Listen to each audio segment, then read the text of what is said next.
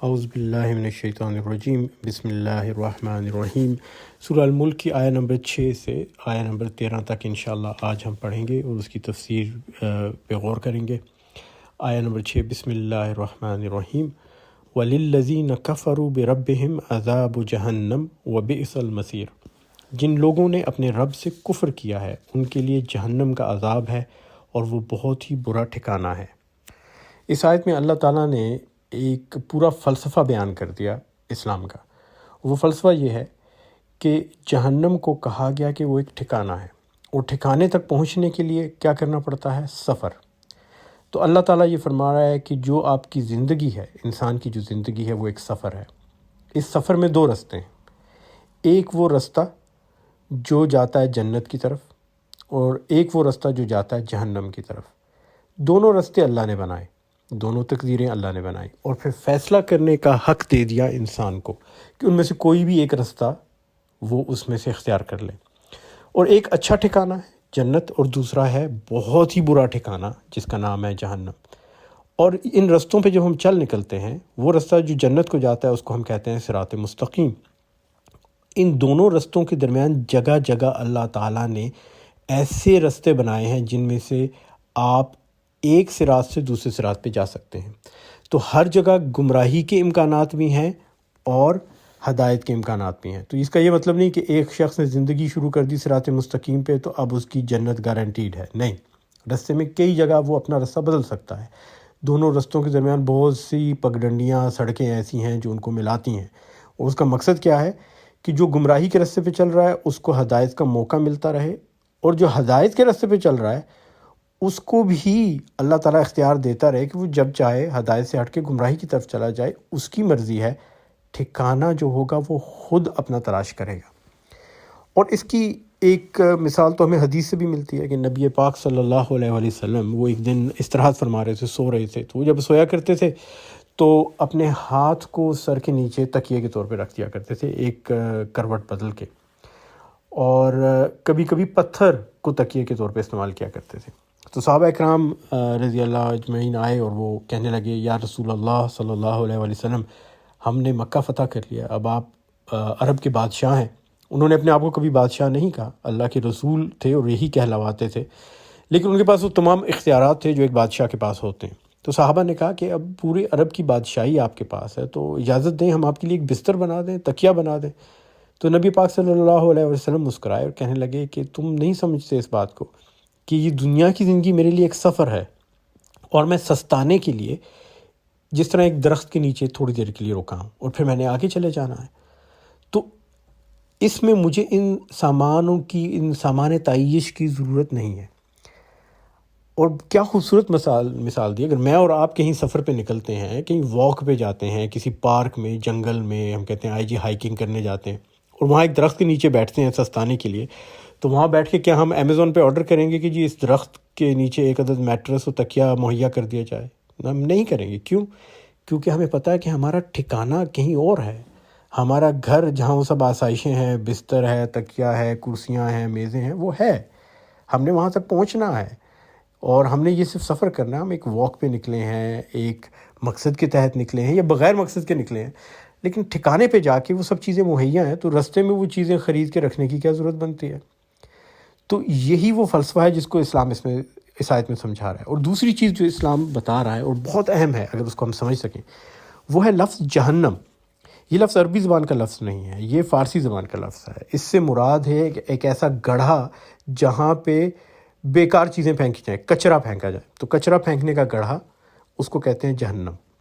آج کل بھی آپ نے دیکھا ہوگا شہروں سے باہر بڑے بڑے لینڈ فلز ہوتے ہیں، وہ لاہور سے باہر میں ہے محمود بوٹی نام کی جگہ ہے، وہاں پہ کچرا پھینکا جاتا ہے، کبھی گڑھا کھود کے پھینکا جاتا ہے، کبھی کھلا پھینکا جاتا ہے۔ جب گڑھا کھود کے پھینکا جائے تو اس کو فارسی زبان میں جہنم کہتے ہیں۔ یہ عبرانی زبان میں بھی پایا جاتا ہے، عبرانی زبان میں اس کو گہنام کہتے ہیں۔ بنی اسرائیل کو جب بخت نصر، نبک نظر جس کو انگریزی میں کہتے ہیں، وہ ان کو غلام بنا کے بابل لے گیا، تو وہاں وہ غلامی میں رہے، تو وہاں بابل کی جو بہت سی رسومات اور زبان کے الفاظ تھے وہ یہودیوں کے ہاں بھی آ گئے۔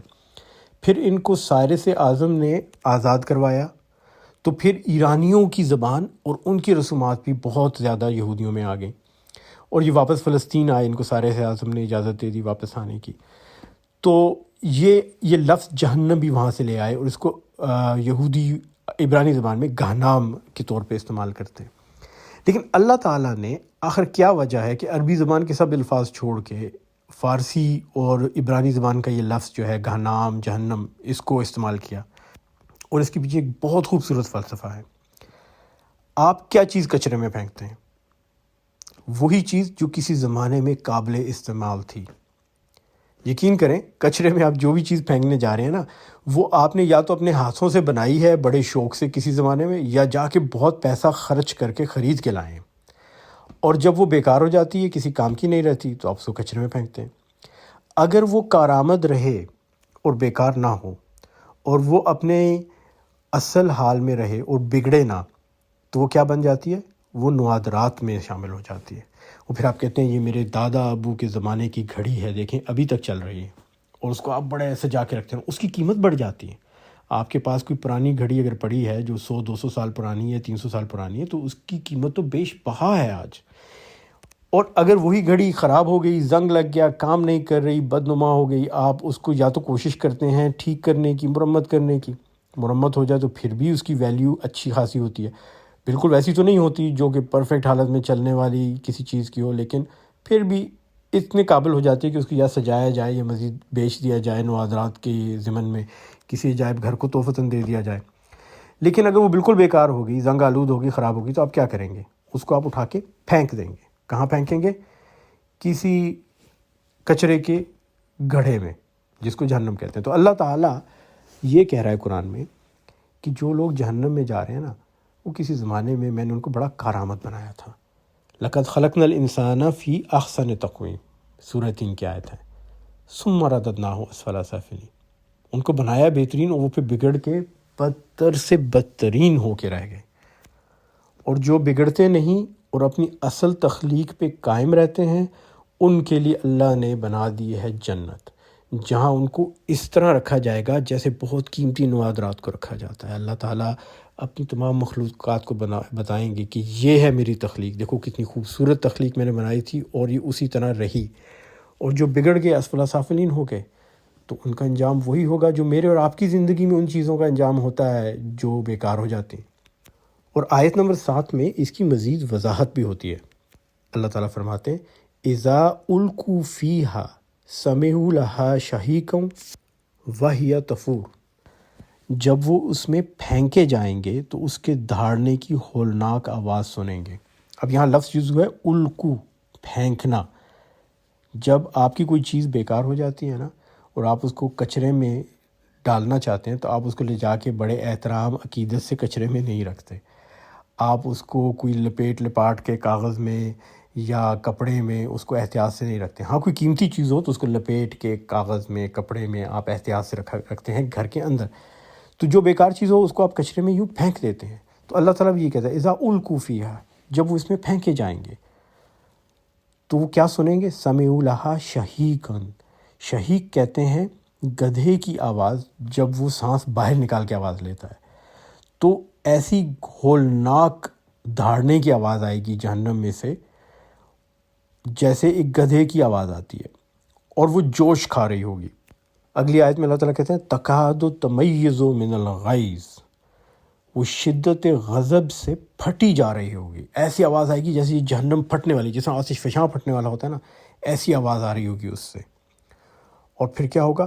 کلما القی فیہا فوج سألہم خزنتہا الم یاتکم نذیر، ہر بار جب کوئی گروہ یا انبوہ لوگوں کا اس میں ڈالا جائے گا، اس کے کارندے ان لوگوں سے پوچھیں گے کیا تمہارے پاس کوئی خبردار کرنے والا نہیں آیا تھا؟ یہاں چند الفاظ پہ غور کیجیے گا.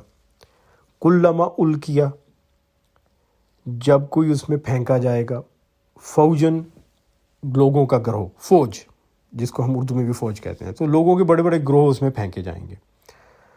سألہم خزنتہا، اس کے کارندے، جہنم کے جو گارڈ ہیں، کارندے ہیں. خزنتہا کا مطلب ہے حفاظت کرنے والے، خزانے کی حفاظت کرنے والے. تو اس کے جو محافظ ہیں، سألہم، وہ سوال کریں گے الم یاتکم نذیر، کیا تمہارے پاس کوئی خبردار کرنے والا نہیں آیا تھا؟ اب یہ ایک خطیبانہ بیان ہے جس میں آپ کو پتہ ہے کہ آیا ہوگا، لیکن آپ اسے پوچھتے ہیں بھائی کیوں، کیا بات ہے، آپ ادھر کیسے آ گئے؟ آپ کے لیے تو اللہ نے جنت میں محلات بنائے ہوئے ہیں۔ ہمیں حدیث سے پتہ چلتا ہے کہ ہر انسان جو آدم علیہ السلام سے لے کے آخری انسان تک پیدا ہوا، اس کے لیے سب سے اعلیٰ ترین جنت میں محلات بنے ہوئے ہیں۔ فرعون، نمرود، شداد، ابو جہل، ہر انسان کے لیے اللہ تعالیٰ نے محل بنایا ہوا ہے، اور عام جنت میں تو بنے ہی ہیں، اعلیٰ ترین جنت میں بھی بنا ہوا ہے جو اللہ کے سب سے قریب ہے، جہاں رسول ہوں گے، انبیاء ہوں گے، شہداء ہوں گے، اس جنت میں ہر انسان کے لیے محل بنایا ہے۔ تو وہ پوچھیں گے کہ بھائی تمہارے نام کا تو محل ہے وہاں پہ، تم یہاں کیا کر رہے ہو بھائی؟ کیا تمہارے پاس کوئی خبردار کرنے والا نہیں آیا تھا؟ اور اب سنیں کہ وہ جہنم میں جانے والے لوگ کیا کہیں گے۔ قالوا بلا قد جاءنا نذیر، وہ جواب دیں گے ہاں خبردار کرنے والا ہمارے پاس آیا تھا۔ اب یہاں ترجمہ جو ہے نا وہ ناکام ہو جاتا۔ آپ کو میں واضح کرنا چاہوں گا کہ پچھلی آیت میں جب انہوں نے جہنم کے دروغوں نے سوال کیا تو انہوں نے کہا الم یاتکم نذیر، کیا تمہارے پاس کوئی خبردار کرنے والا نہیں آیا تھا؟ یاتکم کا مطلب ہوتا ہے کہ ویسے ہی آنا، ایسے ہی کوئی آ گیا، آ کے آپ سے جنرل بات کر کے، ہلکی سی بات کر کے چل گیا، وہ یاتکم ہے۔ اور یہ جواب دے رہے ہیں قالوا بلا قد جاءنا نذیر، جاءنا کا مطلب ہے کہ نہیں، مقصد سے یقیناً آیا تھا اور باقاعدہ تیاری کر کے آیا تھا اور اچھی طرح سمجھانے آیا تھا۔ تو دونوں الفاظ میں فرق ہے۔ وہ کہتے ہیں بھائی کسی نے تم سے بھولے سے بھی بات نہیں کی، کوئی جاتے جاتے چلتے چلتے پاس سے بھی بات نہیں کر کے گیا، ویسے ہی تھوڑی دیر کے لیے نہیں آیا۔ وہ کہتے ہیں نہیں، آیا تو تھا اور ٹھیک ٹھاک آیا تھا، اچھا خاصا بتانے آیا تھا۔ لیکن یہ فرق صرف عربی زبان میں ہم کر سکتے ہیں، اردو میں ہم دونوں کو یہی کہیں گے، آنا، یاتکم بھی آنا ہے اور جاءنا بھی آنا ہے۔ اچھا، جب جو آیا تو کیا ہوا؟ فَكَذَّبْنَا، اب اس کا ترجمہ تو جو ہے وہ یوں کیا جاتا ہے مگر ہم نے اسے جھٹلا دیا، لیکن اگر آپ صرف الفاظ کے معنی میں دیکھیں، فَكَذَّبْنَا کا مطلب ہے کہ ہم نے کہا جھوٹ، ہم نے جھوٹ کہا، جھوٹ۔ جیسے کوئی آپ کے پاس آئے اور رکھے دیکھو اللہ تعالیٰ جو ہے اس کی کتاب ہے، پیغام ہے، قرآن ہے، اس کو پڑھو سمجھو، اور اگلا بندہ کہے جھوٹ، تو یہ ہوا فَكَذَّبْنَا۔ وَقُلْنَا مَا نَزَّلَ اللَّهُ مِن شَيْءٍ، اور ہم نے کہا اللہ نے کچھ بھی نازل نہیں کیا ہے، ان انتم الا فی ضلال کبیر، تم بڑی گمراہی میں پڑے ہوئے ہو۔ اب غور کیجئے کہ جہنم میں جانا بھی اتنا آسان نہیں ہے۔ جہنم میں جانے کی ایک شرط یہ ہے کہ آپ کے پاس کوئی آیا سمجھانے کے لیے، اسے سمجھانے کی کوشش کی اور باقاعدہ تیاری کر کے آیا، اور آپ نے اسے جھٹلا دیا، رد کر دیا، کہا جھوٹ، جو بھی تم کہہ رہے ہو جھوٹ، میں نے سننا ہی نہیں، کوئی چیز نہیں نازل ہوئی اللہ کی طرف سے، اور بے شک تم بڑی گمراہی میں ہو، فی ضلال کبیر۔ اور عربی زبان دلال کا جو ترجمہ انگریزی میں کرتے ہیں نا، اس کو کہتے ہیں ڈیلوژن۔ اور مزے کی بات یہ ہے کہ آج کل انگریزی زبان میں بڑی کتابیں لکھی جا رہی ہیں، ان میں جو سب سے مشہور کتاب ہے نا خدا کے وجود کی نفی کرنے میں، وہ ایک رچرڈ ڈاکنز صاحب ہیں، انہوں نے لکھی ہے، اس کا نام انہوں نے لکھا ہے دا گاڈ ڈیلوژن۔ دلال کا لفظ ڈیلوژن کا انہوں نے استعمال کیا ہے۔ تو 1400 سال پہلے میرے اللہ نے بتا دیا کہ یہ جو جھٹلانے والے ہیں نا، یہ قیامت کے دن یہ کہیں گے کہ ہم نے تو کہا تھا یہ ڈیلوژن ہے، God is all but a delusion. اور آج بھی آپ جب بات کریں ان سے ملحدوں سے تو وہ کہتے ہیں آپ رچرڈ ڈاکن کی کتاب پڑھیں نا، آپ بہت اسلام کرتے ہیں، جیسے ہم کہتے ہیں نا قرآن پڑھو قرآن پڑھو، وہ کہتے ہیں آپ وہ رچرڈ ڈاکن کی کتاب گاڈ ڈیلوژن پڑھو۔ تو قیامت کے دن وہ کیا کہیں گے کہ ہم نے تو گاڈ کو ڈیلوژن سمجھا تھا اور ہم نے تو جھٹلا دیا۔ وہ کہتے ہیں قرآن پڑھو، ہم کہتے ہیں نہیں، گاڈ ڈیلوژن پڑھ لو، اٹس آل اے ڈیلوژن۔ لیکن یہاں ایک اور بات بھی سوچنی ہے کہ یہ نذیر کون ہے جو جہنم کے دروغی بھی کہتے ہیں الم یاتکم نذیر، کیا تمہارے پاس کوئی ایسے بھی چلتے چلتے بھولا بھٹکا بھی نہیں آیا ڈرانے والا؟ اور وہ کہتے ہیں بلا قد جاءنا نذیر، ہمارے پاس تو باقاعدہ تیاری سے سمجھانے والا آیا تھا، ڈرانے والا۔ یہ نذیر میں اور آپ ہیں۔ نبی پاک صلی اللہ علیہ وسلم نے اپنی امت پہ یہ ذمہ داری ڈالی ہے کہ قرآن کا پیغام تم نے لے کے آگے جانا ہے، اپنے خاندان میں بھی، اپنے بچوں کے لیے بھی، اپنے رشتہ داروں دوستوں کے لیے بھی، اور غیر مسلموں کے لیے بھی۔ یہ میری اور آپ کی ذمہ داری ہے۔ تو جہنم میں اس وقت تک لوگ داخل نہیں ہوں گے جب تک کہ ان کو پیغام نہیں ملا اور انہوں نے جھٹلایا نہیں، اور قیامت کے دن جب ان لوگوں سے پوچھا جائے گا الم یاتکم نذیر، جہنم میں جانے سے پہلے، تو اگر انہوں نے یہ کہہ دیا کہ جی بالکل نہیں ڈرایا، آئے تو تھے ہماری زندگی میں مسلمان، ہمارے ساتھ اٹھتے بیٹھتے کھاتے پیتے باتیں کرتے تھے، ہمیں برا بھلا کہتے تھے، ہمیں کافر کہتے تھے، ہمیں زد و کوب کرتے تھے، ہم سے نفرت کرتے تھے، پیغام تو کبھی نہیں دیا، تو پھر یہ سوچنا ہے کہ ہم کیا جواب دیں گے اللہ تعالیٰ کو۔ اب واپس چلتے ہیں آیہ نمبر 10 کی طرف۔ تو آیہ نمبر 10 میں یہی لوگ جہنم میں داخل ہو رہے ہیں، وہ کہہ رہے ہیں وَقَالُوا لَوْ كُنَّا نَسْمَعُ أَوْ نَعْقِلُ مَا كُنَّا فِي أَصْحَابِ السَّعِيرِ، اور کہیں گے کاش ہم سنتے یا سمجھتے تو آج اس بھڑکتی ہوئی آگ کے سزاواروں میں شامل نہ ہوتے۔ تو غلطیاں کیا ہوئیں جی ان سے؟ 2 غلطیاں ہوئیں۔ ایک یہ کہ انہوں نے سنا ہی نہیں۔ اگر اللہ کے پیغام کو آپ سن لینا تو وہی کافی ہے ایمان کے لیے، اور اس کے بعد تھوڑا سا عقل سے کام لیں۔ ناقلو، عقل سے کام لینا، نسمعو سننا، ناقلو عقل سے کام لینا، تو بہت آسان ہے اللہ پہ ایمان لانا، کوئی مشکل کام نہیں۔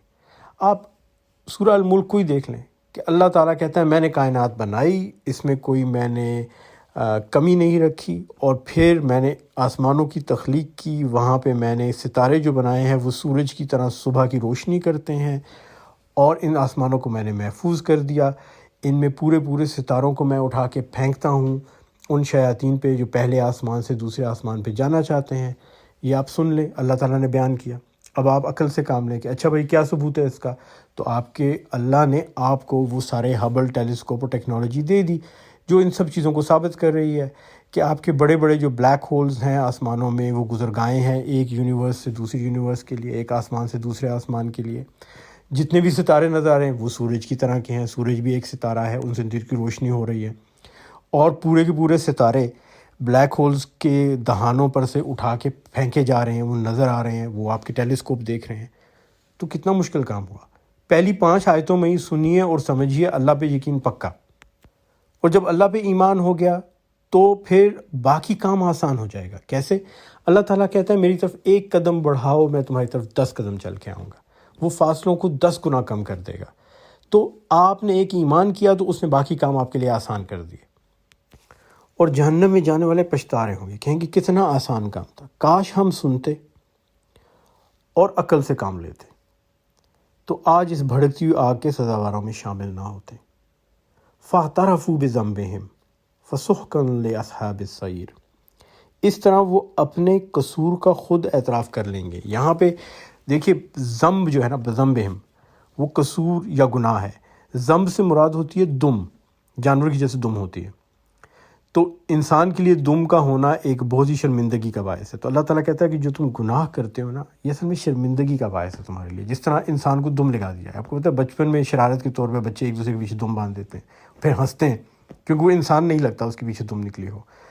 تو اللہ تعالیٰ نے لفظ بھی استعمال کیا گناہ کے لیے، بڑا ایک ہلکا سا لفظ استعمال کیا، ذنب۔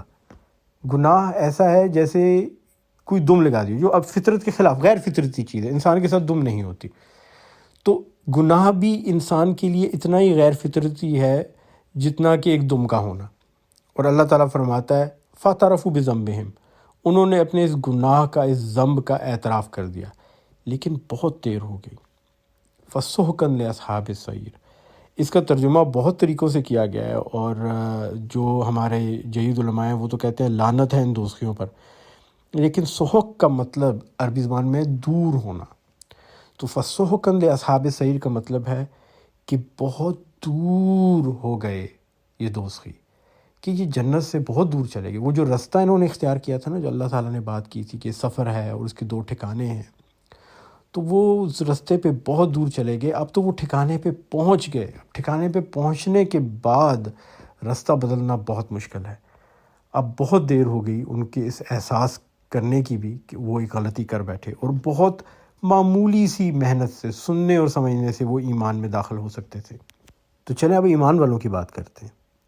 ان الذین یخشون ربهم بالغیب لہم مغفرۃ واجر کبیر۔ ان الذین، جو لوگ، یخشون ربهم، اپنے رب سے ڈرتے ہیں، بالغیب بغیر دیکھے، لہم مغفرتن ان کے لیے مغفرت ہے، واجر کبیر اور بڑا اجر۔ جو لوگ بے دیکھے اپنے رب سے ڈرتے ہیں یقیناً ان کے لیے مغفرت ہے اور بڑا اجر ہے۔ تو وہ لوگ جو ایمان لے آئے اللہ پہ، اب یہ اللہ کو دیکھا تو نہیں لیکن اللہ پہ ایمان لے آئے، مشکل کام تو نہیں، دو چیزیں ہیں نا، سنیے اور سمجھیے۔ جب میں آپ کو کہوں کہ یہ جو بجلی ہے بلب کے اندر، یہ الیکٹران سے پیدا ہوتی ہے، اور الیکٹران جو ہے وہ ایٹم کا حصہ ہے، اور ایٹم اتنا چھوٹا ہے کہ نظر نہیں آتا، تو بات سنی اور سمجھ لی، اور ہم نے بجلی بنا بھی دی، بجلی چلا بھی دی۔ تو جب ہماری عقل کا پیمانہ جو ہے وہ اتنی چھوٹی چیز ایٹم الیکٹران کو دیکھ نہیں سکتا لیکن سمجھ سکتا ہے کہ وہ ہے، تو یہی عقل کا محدود پیمانہ اللہ جیسی بہت بڑی ذات کو نہ دیکھ سکتا ہے نہ سمجھ سکتا ہے، لیکن یہ جان تو سکتا ہے کہ اللہ ہے۔ اگر ہم ایٹم پہ ایمان لا سکتے ہیں، الیکٹران پہ ایمان لاتے ہیں، نیوٹران پہ ایمان لاتے ہیں، پروٹون پہ ایمان لاتے ہیں، کوارک پہ ایمان لاتے ہیں، مالیکیولز پہ ایمان لاتے ہیں، ہمارا ایمان ہے کہ پانی میں ہائیڈروجن اور آکسیجن دونوں ہیں جو کہ دونوں گیسیں ہیں لیکن وہ پانی بن جاتی ہیں، ہمارا ایمان ہے کہ نمک میں سوڈیم بھی ہے، کلورائڈ بھی ہے، جو کہ دونوں زہر قاتل ہیں لیکن مل جائیں تو نمک بنتا ہے اور صحت کے لیے ضروری ہے اور زہر بھی نہیں ہے۔ جب بغیر دیکھے ہم محدود عقل کے پیمانے میں ان چیزوں کو سمجھ سکتے ہیں تو کیا اتنا مشکل ہے کہ وہ اللہ کی ذات جو اتنی بڑی ہے وہ بھی ہمارے عقل کے محدود پیمانے میں سما نہیں سکتی اور سمجھ نہیں آ سکتی، دیکھا نہیں جا سکتا لیکن جانا جا سکتا ہے کہ وہ ہے۔ علامتیں ہیں اس کی، 1400 سال پہلے وہ آپ کو تخلیق کائنات بتا رہا ہے، انسان کی تخلیق بتا رہا ہے، آپ کو ستاروں کی کہانیاں بتا رہا ہے، آپ کو سورہ طارق میں پلسارز اور نیوٹرون سٹارز کی قصے بتا رہا ہے، ان کی دھڑکتی ہوئی شعاؤں کے نکلنے کی پلسیٹنگ ریڈیشن کی کہانی سنا رہا ہے۔ وہ بتا رہا ہے کہ آپ کی تخلیق کہاں سے ہوئی، آپ کے جو عضو ہیں جن میں سے نطفہ اور بیضہ پیدا ہوتے ہیں وہ اصل میں ان کی تخلیق اللہ تعالیٰ آپ کی ریڑھ کی ہڈی اور پسلیوں کے درمیان کرتا ہے، اور پھر وہ وہاں سے نکل کے نیچے آتے ہیں آپ کے جسم میں۔ یہ سب باتیں اللہ بتا رہا ہے، سنیے سمجھیے اور جان جائیے کہ اللہ ہے، ورنہ کون ان باتوں کو جان سکتا تھا 1400 سال پہلے، جو آج اللہ نے ہی ہمیں علم دے کے سمجھا بھی دی ہیں۔ تو غیب پہ علم لانا مشکل نہیں، سنیے اور سمجھیے۔ اور پھر کیا اس کے بعد کیا گارنٹی ہے؟ نہیں، گارنٹی نہیں ہے، انسان غلطیاں پھر بھی کرے گا، اسی لیے اللہ تعالیٰ کہتا ہے لہم مغفرتن، پہلے ان کے لیے مغفرت ہے، ان کے اعمال میں کمی ہوگی، اور اللہ نے نہیں کہا کہ تم بالکل صحیح اعمال کرو اور کوئی اس میں کمی نہ ہو، وہ تو کہتا ہے میں نے تمہیں کیوں تخلیق کیا؟ الذی خلق الموت والحیات لیبلوکم ایکم احسن عملا، اللہ تعالیٰ وہ ہے جس نے موت و زندگی کو ایجاد کیا تاکہ تم لوگوں کو آزما کر دیکھے تم میں سے کون بہتر عمل کرنے والا ہے۔ بہترین عمل نہیں چاہیے، بہتر عمل چاہیے۔ ان میں جو کمی رہے گی ان کے لیے کیا ہے؟ لہم مغفرتن، مغفرت ہے اللہ کی، پھر اجر کبیر ہے، پھر اجر دے گا وہ، لیکن وہ بڑا معاف کرنے والا ہے، اور اجر کبیر ہوگا، اجر بہت بڑا ہوگا۔ ایک نیکی کے بدلے میں آپ کو 10 گنا، 70 گنا، 100 گنا، 700 گنا اتنا اجر مل سکتا ہے۔ مثلا آپ نے ایک غریب کو کھانا کھلایا تو آپ کی نیت اور محنت پہ منحصر ہے کہ اللہ تعالیٰ اس اجر کو ایسا کر دے جیسے آپ نے 700 غریبوں کو کھانا کھلا دیا، 1000 غریبوں کو کھانا کھلا دیا اگر آپ نے رمضان کے مہینے میں کھلایا۔ اور اس کی وجہ کیا ہے؟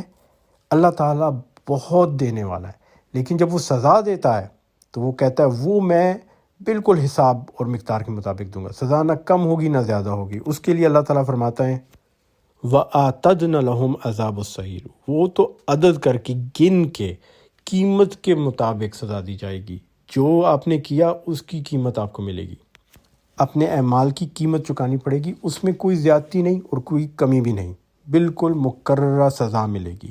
ہاں جب اللہ کی رحمت ہوگی تو وہ بے تحاشا بے حساب ہوگی۔ اور آیہ نمبر 13 میں اللہ تعالیٰ فرماتے ہیں وَأَسِرُّوا قَوْلَكُمْ أَوْ اجْهَرُوا بِهِ إِنَّهُ عَلِيمٌ بِذَاتِ الصُّدُورِ، تم چاہے چپکے سے بات کرو یا اونچی آواز سے، اللہ کے لیے یکساں ہے، وہ تو دلوں کا حال تک جانتا ہے۔ ان الفاظ کو غور سے دیکھیے، وَأَسِرُّوا قَوْلَكُمْ، تم چاہے چپکے سے بات کرو۔ جو قول لفظ ہے نا، اس کو اردو میں تو ہم کہتے ہیں بات کرنا، لیکن قول کا مطلب آپ کا اعتقاد، ایمان اور یقین بھی ہے عربی زبان میں۔ تو جو آپ کا ایمان ہے، جو آپ کا عقیدہ ہے، اس کو آپ چھپا کے کہیں رکھیں، او اجہروا بہ، یا کھلی بات کریں، کھل کے اس کو بیان کریں، اونچی آواز سے بیان کریں، اللہ کے لیے یکساں ہے۔ انہ علیم بذات الصدور، وہ تو دلوں کے حال تک جانتا ہے۔ یہاں اللہ تعالیٰ دو چیزیں سمجھا رہا ہے۔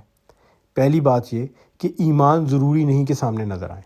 آپ کے سامنے جو شخص چل پھر رہا ہے، ہو سکتا ہے وہ دیکھنے میں مسلمان نہ نظر آتا ہو لیکن وہ دل میں مسلمان ہو، اور اس کی مثال میں نے کئی دفعہ دیکھی۔ ایک میں آپ کو واقعہ سناتا ہوں کہ ایک نوجوان انگریز، وہ مسلمان ہوا اور وہ میرے ہی ہسپتال میں کام کرتا تھا، اور اس نے ایک مسلمان خاتون سے شادی بھی کی۔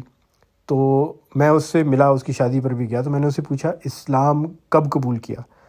تو کہتا ہے جس دن کلمہ پڑھا اس سے 3 سال پہلے۔ تو میں نے کہا یہ کیسے ہوا؟ کہنے لگا جس دن میں نے کلمہ پڑھا نا، اس دن مجھے یہ احساس ہوا کہ میں پچھلے 3 سال سے مسلمان ہوں، لیکن مجھے پتہ نہیں تھا، لوگوں کو بھی نہیں پتہ تھا، مجھے خود نہیں پتہ تھا۔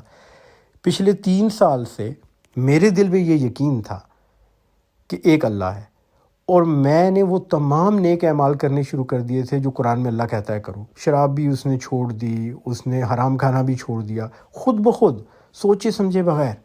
وہ کہنے لگا کہ میں 3 سال سے مکمل اسلامی زندگی گزارا تھا، اور جس سے میں نے کلمہ پڑھا اس سے اگلے دن میری زندگی میں کوئی فرق نہیں تھا، میں وہی زندگی گزارا تھا جو 3 سال سے گزارا ہوں، لیکن مجھے خود علم نہیں تھا، لیکن اللہ کو علم ہے۔ انہ علیم بذات الصدور، اللہ تعالیٰ جانتا ہے۔ آپ انسان کو اس کے چہرے سے نہیں پرکھ سکتے، اس کے حلیے سے نہیں پرکھ سکتے۔ اور اسی طرح جو شخص آپ کو نظر آ رہا ہے کہ بہت اچھا مسلمان ہے، وہ حج بھی کر رہا ہے، عمرے بھی کر رہا ہے، زکوٰۃ بھی دے رہا ہے، روزے بھی رکھ رہا ہے، وہ صدقات بھی دے رہا ہے، اس کے دل میں کتنا ایمان ہے یہ ہمیں نہیں پتہ۔ اس کا ایمان کمزور ہے، مضبوط ہے بھی یا نہیں، وہ ریاکاری کر رہا ہے، کیا اس کا ایمان تھا اور ختم ہو گیا ہے، یہ ہمیں نہیں پتہ۔ وَأَسِرُّوا قَوْلَكُمْ أَوْ اجْهَرُوا بِهِ، چاہے کھلا بیان کرو یا چھپا کے رکھو، اللہ جانتا ہے کہ دل میں کیا ہے۔ اور کوشش کیا ہے؟ اللہ تعالیٰ کہتا ہے تم کوشش کرتے رہو، تم کوشش کرو کہ بہتر سے بہتر اعمال کرو۔ ایمان کم ہو گیا تو کوشش کرو اسے بہتر کرنے کی، تمہارے اعمال کم ہو گئے تو کوشش کرو انہیں بہتر کرنے کی۔ مجھے تم سے بہترین کی توقع نہیں ہے، میں نے تمہارے لیے بہت مغفرت رکھی ہے، اور پھر اجر رکھا ہے۔ اجر بھی پہلے نہیں دوں گا، پہلے معاف کروں گا، پھر بے تحاشا اجر دوں گا، اور میں دلوں کے حال جانتا ہوں، مجھ سے کوئی چیز چھپی ہوئی نہیں۔ انشاءاللہ تعالیٰ اگلے جمعے کو اللہ کے حکم سے ہم آیت نمبر 14 سے تفسیر شروع کریں گے، اور اللہ تعالیٰ توفیق دے کہ انشاءاللہ وہ تفسیر ہم کریں اور میں اللہ کا پیغام آپ تک پہنچا سکوں اللہ کی مدد سے۔ میں اس بارے میں بہت بےتاب ہوں کہ آیت نمبر 14 سے آگے کی جو آیات ہیں اس میں اللہ تعالیٰ کے ایسے معجزات ہیں اور ایسی سائنسی حقیقتیں ہیں جو کہ آج کے زمانے میں جا کے ثابت ہوئی ہیں کہ جب وہ انسان پڑھتا ہے اور اللہ تعالیٰ اس کی سمجھ عطا فرماتا ہے تو انسان اشش کر اٹھتا ہے، اور ایمان اتنا مضبوط ہوتا ہے ان آیات کو پڑھ کے، ممکن ہی نہیں کہ انسان کے ایمان میں کوئی کمی رہ جائے اور اللہ پہ اعتقاد کمزور ہو۔ اور بلکہ مجھے حیرت ہوتی ہے جب میں نے پڑھا کہ 1400 سال تک ان آیات کو ہم کس طرح سمجھ نہیں پائے، اتنی وضاحت سے اللہ تعالیٰ نے اس میں اپنا معجزے اعجازات رکھے ہیں کہ انسان جب ان کو سمجھ لیتا ہے تو حیرت ہوتی ہے کہ یہ پہلے سمجھ کیوں نہیں آئے۔ اور وہی اللہ تعالیٰ کا فرمان ہے کہ 2 تو کام ہیں، نسمع و ناقلو، سنو اور سمجھو، باقی سب آسان ہو جاتا ہے۔ اور انشاءاللہ تعالیٰ اگلے جمعے کو ہم سنیں گے بھی اور سمجھیں گے بھی اللہ کے حکم سے، اور دعا ہے کہ اللہ تعالیٰ ہمیں اپنے دین کو، قرآن کو، اپنے پیغام کو صحیح سمجھنے اور اس پہ صحیح عمل کرنے کی توفیق عطا فرمائے۔ آمین ثم آمین۔ دعاؤں میں یاد رکھیے گا۔ السلام علیکم ورحمۃ اللہ وبرکاتہ۔